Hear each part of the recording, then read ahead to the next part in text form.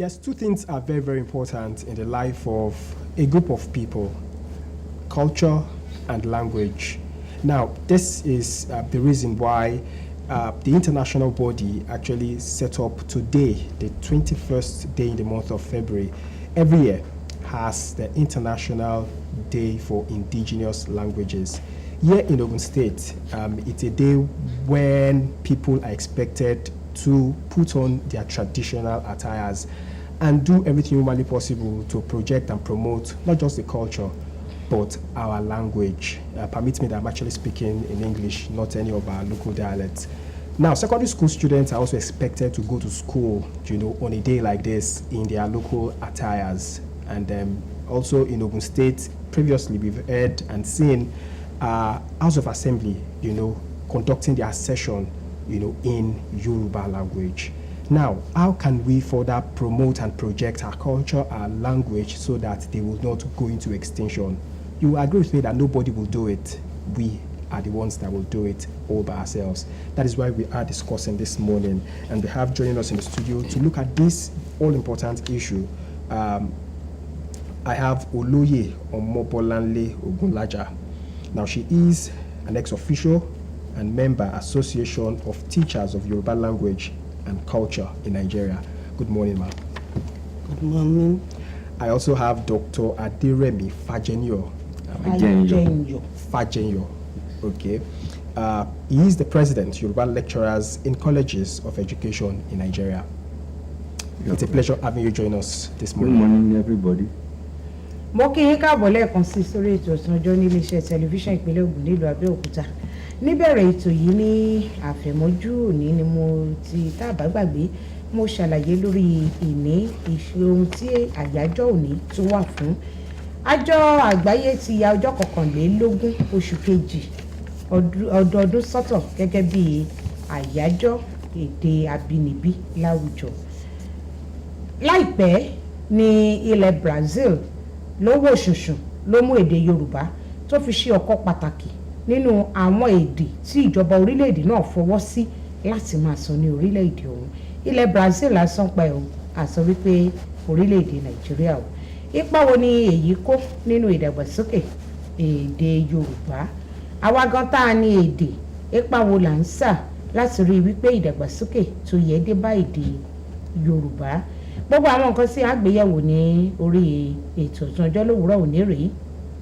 Mo mọ̀ wípé níbi tí ojúmọ́dé lónìí á ti rí àwọn akẹ́kọ̀ọ́ láwọn ilé ẹ̀kọ́ wa gbogbo tí gírámà ní o àti ti alákọ̀ọ́bẹ̀rẹ̀. Kò wá ọ̀rọ̀ ń yọ pé ilé ẹ̀kọ́ aládàáni lèmi ó tì àti ti aládàáni àti tìjọba gbogbo wọn ni wọ́n ti kó sí aṣọ àbínibí wa ní òwúrọ̀ òní tó sì jẹ́ ohun tí wọ́n wọ̀ lọ sílé ẹ̀kọ́ rẹ̀. Kí wá sórí èyí nìkan ìjọba fi sí wọ́n tún gbọ́dọ̀ sọ èdè abínibí wa láwọn ilé ẹ̀kọ́ wa gbogbo lẹ́nìí lábẹ́ bí tí wù kórí. Mo mọ̀ pé oríṣiríṣi èdè Yorùbá ni ó jẹyọ láwọn ilé ẹ̀kọ́ wa lápá gúúsù ìwọ̀ oòrùn orílẹ̀-èdè Nàìjíríà lónìí.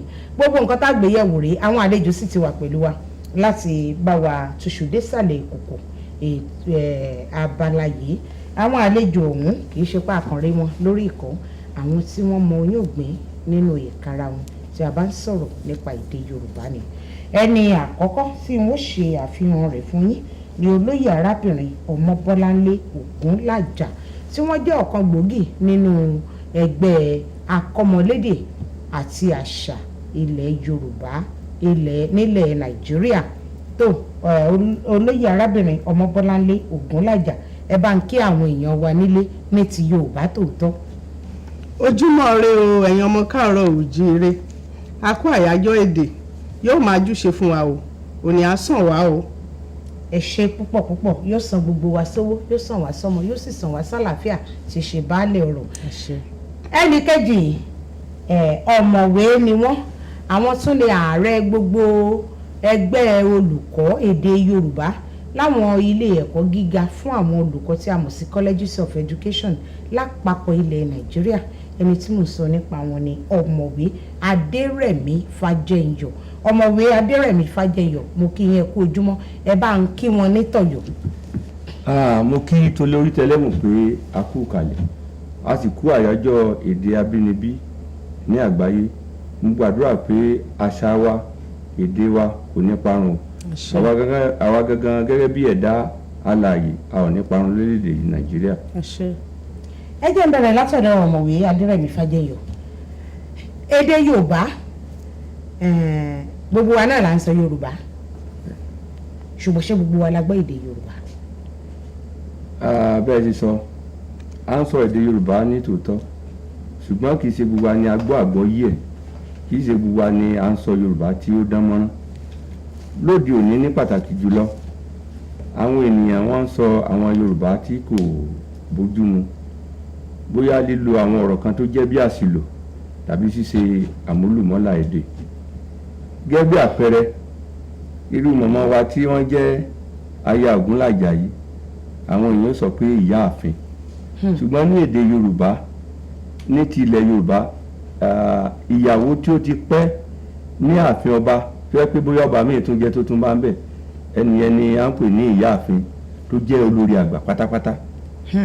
Yàtọ̀ sí yẹn, àwọn èèyàn sọ pé àwọn mú ògì, àṣìlò Ọlọ́run ní jẹ́ mugi o, bóyá ewúrẹ́ ló mugi, èèyàn sì lè mí. èèyàn sì lè mí, tàbí láyé àtijọ́ bóyá ẹni tí ó ń yàgbẹ́ sóró wọ́n lè ní kó fi ògì dá dúró, ṣùgbọ́n a sọ pé à ń mu ẹ̀kọ́ ni tí wọ́n bá sì polówó wá sọ pé ẹrògì ẹ̀pò kọ́ o, wọ́n sọ pé ẹrògì ẹ̀pò gì mú o. Irú àwọn nǹkan báyìí ni àwọn àṣìlò èdè. Yàtọ̀ sí yẹn, àmúlùmọ́là èdè òun wáyé bí ká sọ pé irú nọ́sẹ̀sì wo lè yí, irú àwọn báyìí àìlè sọ èdè tó dán mọ́rán ni.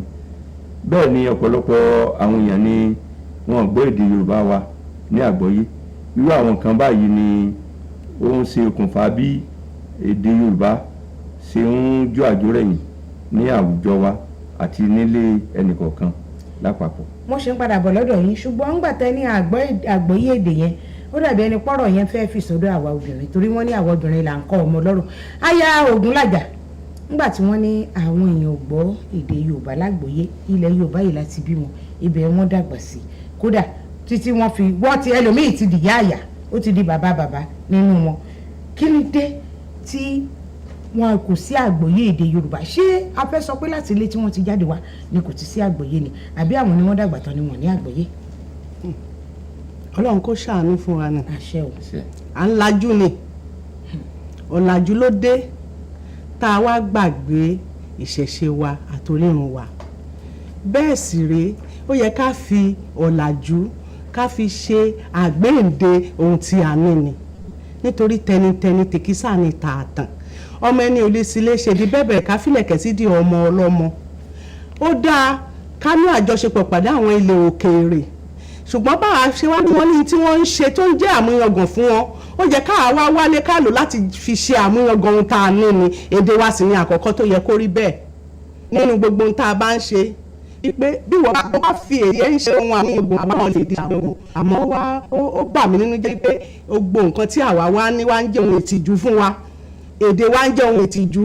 Bí mo ṣe wọ̀ yìí tí mo bá dáàrin àwùjọ tí mo ti lè ṣe èbó, mo ti dá orúkọ àwọn máa ń ṣe òbí bá wọ ilé ìfowópamọ́ ẹ̀rọ ọkọ̀ ìtàbí àwọn ìgbàlódé.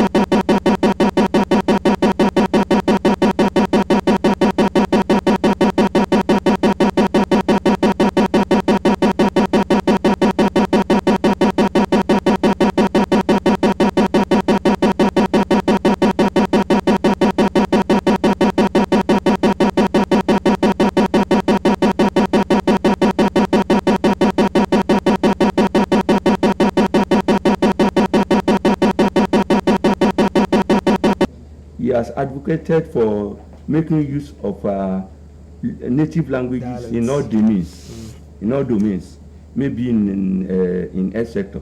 For example, when I'm sick, I go to the hospital, I want to complain the nature of my sickness to somebody who doesn't understand my language. I can't speak English fluently. So if I say I have stomach ache, it can be another form of stomach ache. It can be aronsu. If I tell such a doctor that I have stomach ache, without telling him, we have different types of stomach ache. It can be aronsu. It can be other something. If you can, such a doctor can tell me, did I eat this morning? I may say I didn't eat. May say, maybe that one can be another thing.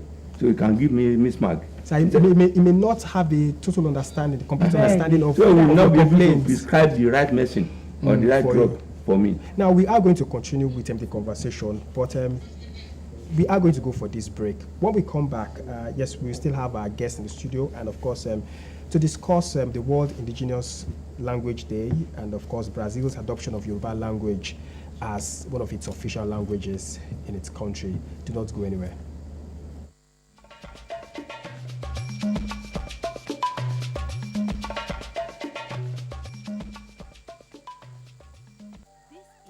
Ikolo community, and this is Otana community. As election time nears, politicians arrive with money. Members of Ikolo community sell their vote, but Otana community refuses to be settled. They vote for the candidates of their choice. I do solemnly swear that everything. After election, the Ikolo school needs repairs, but the politician has already settled them. Otana Hospital needs repairs too. Otana community demands action and gets results. Your vote is powerful. It builds the future. Don't be settled. No sit down look. No sit down look. Make una no sit down look o.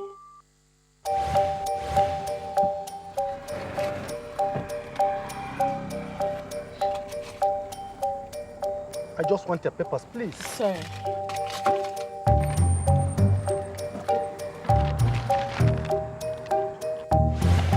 Salary don't enter. Yes, so. And month never even return. Na salary plenty, oh. No wonder I no gree collect roja from my hand. Shut up, sir.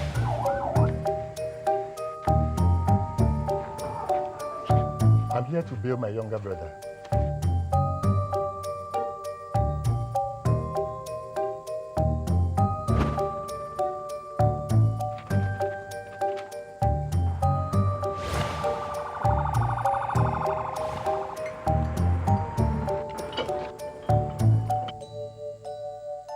If it happen. happen. With good laws, Proper funding. Training. and cooperation. If it happen.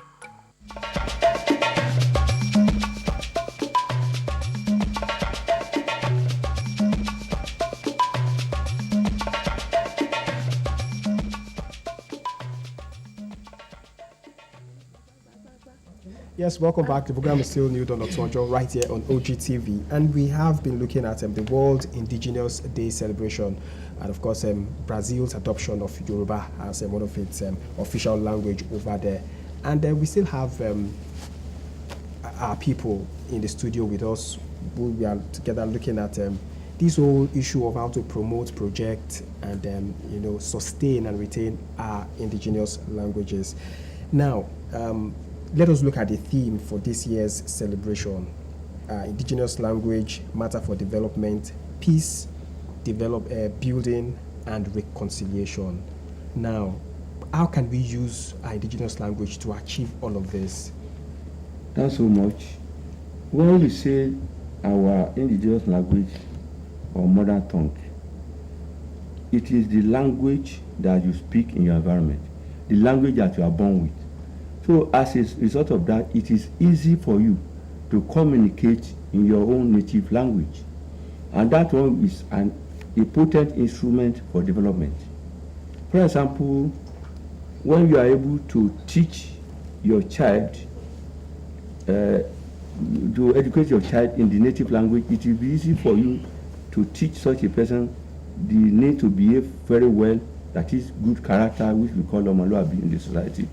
Apart from that, Professor Basfafunwa has experimented this when they use Yoruba as a medium of instruction for some subject at Ife between 1970 and 75. They have two set of students, people. We have the experimental something and control group. The experimental students are the one that they use Yoruba language to teach subjects such as mathematics, social studies, and technology. They have another set of students which they use English as medium of instruction for do something.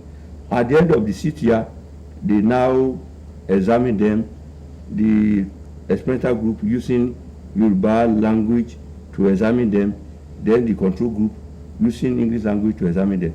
Those that they use Yoruba to teach them, they excel more than the something. That, by implication, it means when you make use of your mother tongue in teaching in medium of expression, our education will develop. Apart from that, when you make use of some people are against using Yoruba language or native language to teach maybe science subject, but language by their nature, it is conventional. We invent vocabulary that we all accept. So those the Japan, the Germans, and so forth, they adopt their language, and their vocabulary is swelling up because they now invent new words. So in our country, I think the Minister of Science and Technology said sometimes 2 years ago that we are going to adopt the using of native languages for medium of instruction in school. But now, I don't know. Yes, I agree with you that an average student may do well, or do well better than the other students that was taught in English language or foreign language. But the question again, quite a number of persons will ask is, do we have the resource? Do we have the materials, rich materials that, I don't know whether I can. Okay. You want to answer that? Yes. Yes. So do we have the resource? Do we have the materials we do have people can fall back? Resource. For example, the Yoruba Studies Association of Nigeria, in between 1984 and 82, we have what we call meta language for 1 and 2, where we have the translation of English words into Yoruba, the vocabulary of some terms in English to Yoruba. Volume 1 was edited by Professor Ayobangbushi. Volume 2 by Professor Awubuluyi. And the three associations championing the Yoruba course, they have come together now to develop some other meta languages for scientific words, word relating to broadcasting, and so on and so forth, to communication, and so on and so forth. I mean, the Association of Yoruba Language Teachers and Culture in Nigeria, Yoruba Language Lecturers in College Education, as well as Yoruba Studies Association of Nigeria. We are on top of it. If the government says that we should use English as a medium of instruction to teach other language, we are going to be on top of it. And they are said by Professor Awubuluyi sometimes when he was giving a faculty lecture to students at Obafemi Awolowo at the level, he said it is the native speaker that will develop the words that we can use for that expression. As I said, language by its nature, it is by convention. It is what we agreed upon that we call this material that the word aja that we call. It's not because it is backing, but we agree that we should call it that name. In addition, please, Professor Kola Owolabi, they are also working very hard under this Nigerian language engineering. Yes. On how to give names to either scientific name and social name and other things on in Yoruba language. You know that all these botanical names, they are not English language now, they are not British language now, they are this Latin and other things. So they call kini kan papaya. Tó kẹ̀jẹ̀ tá a bá sọ fún ọmọ wa pé ṣẹ́yìnbó àbí ọ̀pọ̀ ẹ̀yìnbó lélẹ̀. Ó ti yé wípé kini kan papaya, ó máa tètè papaya kini kan yẹn, ó máa wà lágbárí ẹ̀ nítorí ó ti mọ̀ wípé ṣẹ́yìnbó àwọn kan náà ń pè bẹ́ẹ̀ o. Ọ̀pọ̀ òyìnbó àwọn kan náà ń pè bẹ́ẹ̀ o. Ó ti mọ̀ ó ti yàwòrán ẹ̀ ságbárí. Ṣùgbọ́n nísìnyí pọ́pọ̀ pineapple a ní èdè tiwa fún wọn.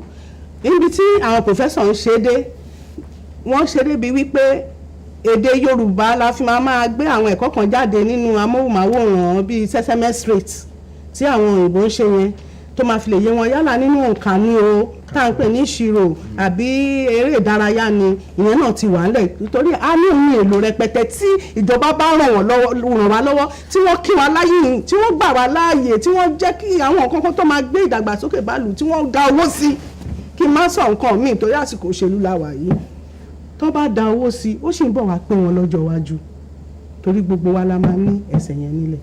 ẹ ṣé tí a bá wọ èdè abínibí ọ̀pákùtẹ̀lẹ̀ káwọ̀ èdè abínibí gẹ́gẹ́ bí ọ̀pákùtẹ̀lẹ̀ fún àlàáfíà àti ìgbọ́ra ẹni yé ní àwùjọ wa. Èdè abínibí tí a sì ń sọ yìí tí a rí gẹ́gẹ́ bí ọ̀pákùtẹ̀lẹ̀ fún àlàáfíà tá a rí gẹ́gẹ́ bí irinṣẹ́ fún ìgbọ́ra ẹni yé ní àwùjọ wa. Ǹjẹ́ èdè abínibí yìí fúnra rẹ̀ ọ̀nà wo la lè gbà láti lò ó láti lè ṣe àgbéjáde èròǹgbà méjì pàtàkì yìí Aya Ògúnlájà? Àkọ́kọ́ mọ̀ èdè wa ẹ̀wọ̀n gba àtàwà ń bíbá yìí nísìn a ti sọ èdè Gẹ̀ẹ́sì kọjá à ń sọ èdè Yorùbá báyìí tí a bá fi èdè yẹn jẹ́ kí àwọn ọmọ wa mọ àwọn nǹkan kan tó yẹ kán mọ̀ ká fi ń kọ́ wọn kí la fi ń rán aṣọ kò dìbò ayé pé èdè Gẹ̀ẹ́sì ẹnìkan ni wọ́n máa mọ̀ wọ́n mọ̀ pé tá a bá mú abẹ́rẹ́ tá a fòwú sí díẹ̀ tá a bá wá mú máṣíìnì ńlá tá a gé aṣọ tá a fi lágbàdìkádà gé aṣọ ṣẹ́yìn mọ̀ nǹkan tó ń jẹ́ tá a bá fi gé aṣọ tá a gbé oríṣiríṣi àrà jáde ṣe mọ̀ pé ìdàgbàsókè kan ló ń lọ ń bẹ̀yẹn tó bá wá di bí àlàáfíà tẹ bá rántí láyé àtijọ́ tí àwọn bàbá wa bá ń ṣe ọ̀rọ̀ pé à ń parí ọ̀rọ̀ bóyá láàrin ilé àpẹtùsáwọ̀ wọ́n á mú òwe sí wọ́n á mú ẹsẹ̀ Ẹ̀fà sí èyí tó ń bínú tá a ò tí a sí ní inú bíbí mi ò rẹ́ níṣẹ́ ẹ̀dọ̀ fùfù mi ò bẹ́ẹ̀ lọ́wọ́ ẹ̀ orí adẹ́tù abìwẹ̀ pẹ̀lẹ́ tí ń ṣọmọ bíbí inú ọmọ Ọ̀rúnmìlà àkọ́kọ́ dúró ná gbogbo ṣọ̀gọ́dí ọkọ yẹ àkọ́kọ́ wálẹ̀ náà pé ọ̀ràn inú bíbí ń ṣẹ́ toró ń dà nǹkan rú ni àmọ́ tẹ́ ẹ bá fi ẹ̀lẹ̀ mú kínní yìí kò ní ṣòro ṣe ẹ rí wípé a lọlẹ̀ ju fuck you man what nonsense is that don't agree I will not agree with her I will not agree with him I will not òyìnbó ti lọ bí ilẹ̀ bí ẹni kò sáwọn àgbààgbà tó jókòó tán fi tàn ìtàn dòwe tán fi sọ̀rọ̀ tó fi yónítàn tán àwọn aṣọ wa ní ìtàn lọ́jọ́ náà lọ́hùn-ún òwe lónìí ìgbọ́ àlàáfíà ti ń bẹ nìyẹn ẹ wà àwọn olóṣèlú kó lóṣèlú kan dé àárín yín kó máa fún ìbọn sọ I will do this I will kill I will get your good money gbàgbó ṣùgbọ́n ṣèyí tó dé tó ní ẹ̀yìn èèyàn mi ọ̀nà wa tó rí báyìí á ṣe báyìí bá ṣe máa ṣe ọ̀pọ̀lọpọ̀ olóṣèlú pàápàá lè sọ èdè ẹ̀dá àárín àwọn èèyàn ẹ̀ nínú ilé wọ́n yìí máa kan tó máa sọ fún ní ẹjọ́. ó dáa nínú ọ̀rọ̀ tẹ́ ẹ̀ sọ lẹ́ẹ̀kan ẹni bí wọ́n bá fẹ́ pẹ̀tù sáwọ̀ táwọn àgbà agboolé tí wọ́n wí báyìí nígbà bá wá lọ bí mú dépele tẹ̀ mú dé orí adẹ́tù abiwà pẹ̀lẹ́ ẹni wọ́n ń wí fún kò máa gbọ́ èdè táwọn wí ṣé kò tún ní sọ pé níṣẹ́ ló pé gbogbo àgbà agboolé jókòó tí wọ́n tún bẹ̀rẹ̀ sí ní pọ̀fọ̀ dérùn lórí. ẹ kó lọ gbogbo fọ. tí wọ́n máa túmọ̀ ìfún ibi tẹ́yìn máa parí ọ̀rọ̀. ibi tó ẹni sùúrù níbi tó yẹ kọ́rọ̀ wa nígbà tó bá dé òun níbi tó dé yẹn kò gbọ́ èdè abínibí tiẹ̀ ní tí ò ṣe mọ̀ wá hù nìyẹn. ó wà láàrin àwọn ọmọ wa sì yìí kò lọ́mọ bẹ́ẹ̀ ni torí bá a ti ń ṣe níhìn-ín èèwọ̀ bòmíì ọmọ Gẹ̀ẹ́sì á pe bàbá ẹ̀ lórúkọ á pè yẹ́ ẹ̀ lórúkọ ṣùgbọ́n lọ́dọ̀ tí wàá ń bí kò rí bẹ́ẹ̀ àmọ́ nísìnyí ó ti ń rí bẹ́ẹ̀. Don't be silly daddy. ìbéèrè ni o ó gba bàbá ẹ̀ níyànjú ni. Don't be silly. ó gbà yànjú ni. tọmọ kan bá sọ bẹ́ẹ̀ nílẹ̀ Yorùbá kí ló ṣẹlẹ̀ sí i wọ́n á ní kó lọ di ẹsẹ̀ bàbá ẹ̀ mú kó bẹ̀rẹ̀ sí ní máa tú ìmí wọn lè ní kó lọ ra ṣìnáàpù kan ìyàwó pàápàá tó bá ṣe bẹ́ẹ̀ fọkàn kò ń ṣèmíra ṣẹ́rí kò kàn jọ wá lójú mi. ìmúra pé tó bá ṣe lè wá ronú pé mi ì ní tún fẹ́ ṣerú ẹ̀ mọ́ o wàá hùwà pẹ̀lẹ́ wàá tẹríba fọ́kọ àmọ́ gbogbo yẹn làwọn àtọ́rìn wa ni wọ́n fi jẹ́ ká má tẹ̀lé bọ̀wọ̀ fún àṣà wa mọ́ what nonsense is that ayé ti lájú gbogbo yẹn lọ́jọ́ má kíní kan fún wọn.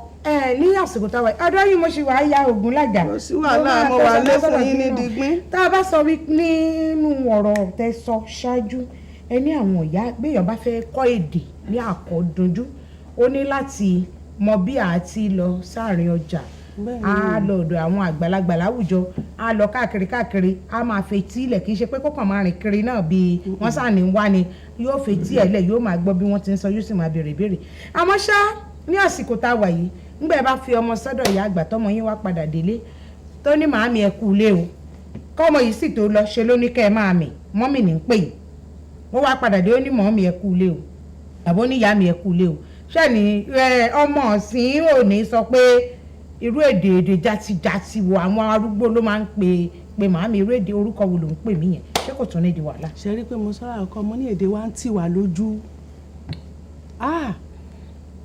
ohun àlùmọ́ọ́nì ẹni wúrà ẹni à ń jẹ́ kó tì wá lójú kò yẹ kó rí bẹ́ẹ̀ wo bí mo ti wà yìí mo lè kó sí ṣòkòtò kí n kó sí tọ́ntírín kí n tọ́jú gbá tọ́jú àwọn bá ti délé táwọn mi bá ti ní grandmama mo ní máa sọ pé ìyá àgbà ó wà lára gbogbo nígbà tí ọmọ mi máa kọ́kọ́ tó máa kọ́ ọmọ mi máa kọ́ ọ̀rọ̀ sọ mo ní mo dáràn ṣe torí pé wọ́n bí ẹ sí kí ní mi ò ní gbà o yóò máa ìwọ̀n tó ga ìyá àgbà tó bá ti ní grandmama màá ní sọ pé ìyá àgbà mo jókòó tì ní àwa ìsìn tá à ń lé bá kọ́ kíjọba jọ táyé bá dẹrùn àní sáká obìnrin ò yẹ kó máa sáká pẹ̀lú tó ń ṣe wá obìnrin ní jókòó ní kọ́mọ pé báyìí ló ṣe yẹ kó ṣe bàbá wa lọ á dé atọ́jú ilé kọ́lọ̀ ń jẹ́ kí wọ́n lè ṣe káwọn mọ̀ sí kí wọ́n lọ kí wọ́n dé káwọn olórí tó ń sin ẹja ní gbẹ́rẹ́ kọ́ máa ṣẹja fún wọn jẹ kán rèrè ọjà kán kéré oko wá kán kéré ọjà wálé wá fún ìyàwó àtọmọ kán tọ́jú wọn bó ṣe yẹ kó rí bọ́lọ̀ ń ṣe dáa